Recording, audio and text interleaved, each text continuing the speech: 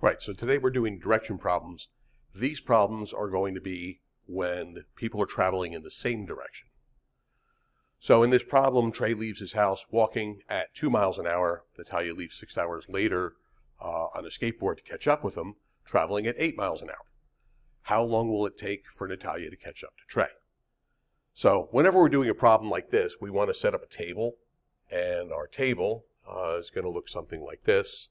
We're going to identify who the person is first, right, in this case. Then we're going to know the rate that they're traveling, the amount of time that they're traveling, and what the distance is.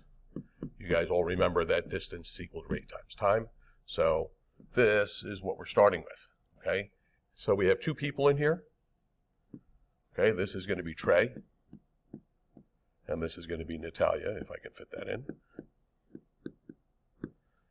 Okay, and then the rate that they're traveling, the time, and the distance. So Trey is traveling at 2 miles an hour. Natalia is traveling at 8 miles an hour. Now, for the amount of time they're traveling, we're going to say that Trey is traveling for T time, because we don't know how long it's going to be. But we know that Natalia leaves 6 hours later.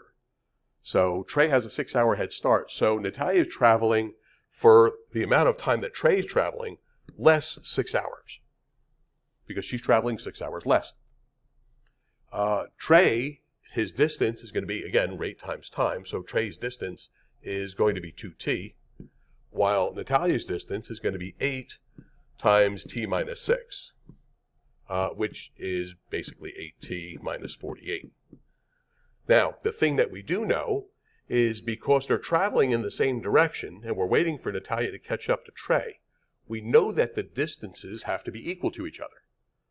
So that's going to tell us that 2t has to be equal to 8t minus 48. Solve your equation, subtracting 8t from both sides. And we would find negative 6t equal to negative 48. I'll give myself a little bit more room here. And divide by negative 6.